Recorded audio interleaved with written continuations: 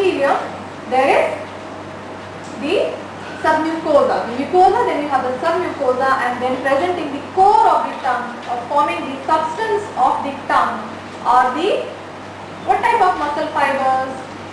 The skeletal muscle fibers, which comprise of both extrinsic as well as the intrinsic muscle fibers. Okay, so it consists, the core of the tongue is made up of skeletal muscle fibers which are directed in various directions. They don't have a particular direction, they are directed in all different directions, and in between these skeletal muscle fibers you will see a lot of connective tissue, septa, and along with that you will see adipose tissue, blood vessels. It's a very vascular structure, so you will see a lot of cut sections of blood vessels, adipose tissue, and then you will also see the glands. You will also see the glands. You will see what type of glands as we go further. So this surface, what you are seeing here, is an upside down slide, but if I put the other way, you won't be able to see the entire slide because it's at the edge of the slide. Okay? So please bear with me. So here you can see this is the dorsal surface of the tongue, okay, and it is lined by what type of epithelium? You can see such a thick epithelial lining. What type is this? Is it a simple or stratified?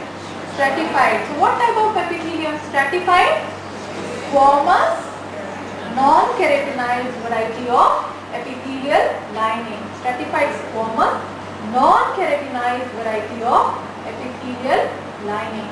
And here you can see, beneath that you can see the submucosa which is protruding inside to form here within the core of the epithelium. And you can see these projections, these small projections have started appearing. The surface modification. What do you think? What type of papilla is this? It's pointed. Look at that. And look at the tip, it is reddish there. This is the filiform papillae.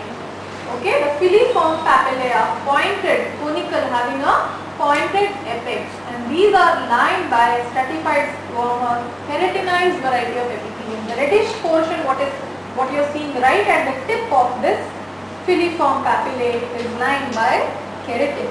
All right, and these are the majority of the papillae. When you see the population of the papillae, the filiform papillae are the maximum in number. So again here you can see this is a filiform papillae. It has some amount of keratin at its apex. Okay, so this is the filiform variety. And the second variety which I mentioned, that is the fungiform. Not so well appreciated in this slide. Actually, I'll show you in the other slide. Yeah, this should be the fungiform. It looks like a fungus. Okay, so it has a round, pointed upper end and a constricted narrow stem which attaches it to the surface of the tongue. So that is the fungiform papillae. And the third variety is the circumvallate papillae, which is the largest in size, placed right in front of the sulcus terminalis. This is the circumvallate papillae. Alright, so it is a rounded structure which is surrounded around it is surrounded by a depression or a trench which is like a moat. Alright, so here you can see this is the papillae, and this is the depression which surrounds the papillae from all the sides. The circumvallate papillae from all the sides, just like a trench. So here you can see this is the lateral wall of the circumvallate papillae, and then you can see this is the wall of the trench. So this is a hollow here, right? This is the hollow trench which is surrounding the papillae from all around. And here you can see this is the central core of the papilla. This is the central core where you can see the lamina propria enters in the central core of this circumvallate papillae. And this is lined by the stratified squamous, non-keratinized variety of epithelium, and and along the lateral wall of the circumvallate papillae, can you appreciate these pale color structures? Can you see this here? Lot of them, right? So these are the taste buds. These are the taste buds. The taste buds are typically located along the walls of the circumvallate papillae, along the lateral margins or the walls of the circumvallate papillae. And how do you identify? These are barrel shaped. You know, here in this slide, they are not typically barrel shaped. When we speak theoretically, these are pale barrel shaped structures, okay, which have a onion peel like appearance. Because they are made up of different layers of cells. Okay, there are three different types of cells which are seen along the taste buds. So along the ends, there are two ends, and towards the outer end it shows a pore which is known as a taste pore. Alright, towards the outer end it will show a small pore which is known as the taste pore. So these are the taste buds along the circumvallate papillae. Let's see in high power if I can see the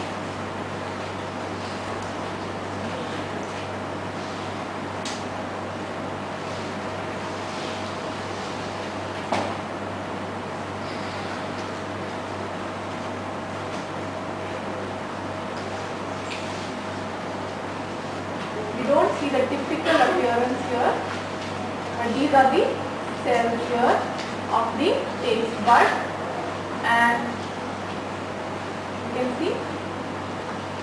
So there are three different type of cells basically. One is the supporting cell which is known as the substanticular cell, other is the small basal cell which is a stem cell, and then there are the neurosecretory cells, the nervous cells or the neurosecretory cells which carry the sensation of the taste. Alright, so it should have a small opening towards the apex, which is outer side, which is known as the taste pore. Alright, and down below there will be a thin nerve fiber which is known as the taste hair, which carries the taste sensation. So how is the taste perceived here in the taste bud? What happens here in the taste bud? What happens here? Whatever digested food material which is chewed here, which is mixed along with the saliva, it embeds in this trench. Okay, it lies and comes and gets embedded in the trench, and there is a chemical reaction occurring, and that to this the taste sensation is carried out by the taste hair, okay, which carries the signal to the higher center. So here you can see this is the lamina propria. Beneath the mucosa, you can see this is the lamina propria, where you will have lot of collagen and elastic fibers, and then you can see in the central core skeletal muscle fibers. Other than this, you can also see some serous glands here, some collections of serous glands, and these glands, what is the function of these serous glands? What type of secretions will they pour out? Watery secretion, right? Serous glands will pour out watery secretion, and look at this, they are chiefly seen just beneath this crypt or trench of the circumvallate papillae. So their ducts will open out here at the base of this trench.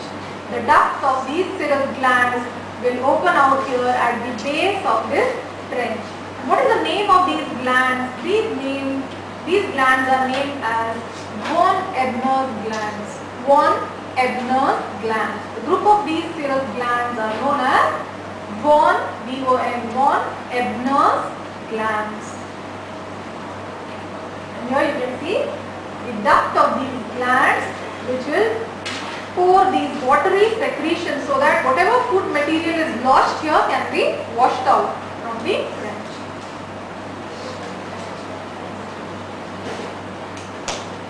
And that's a cut section of the nerve fibers here. You can see nerve fiber bundle there.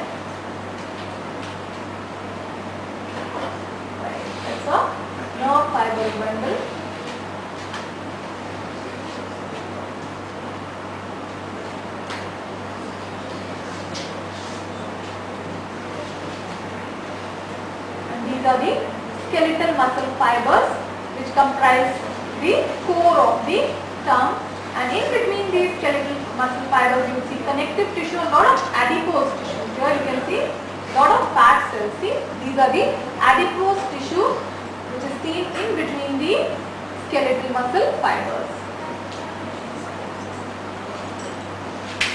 Here again you can see these fat cells here.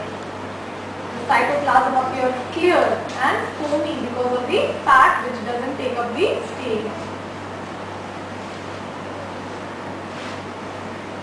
These are the adipose cells. So this is the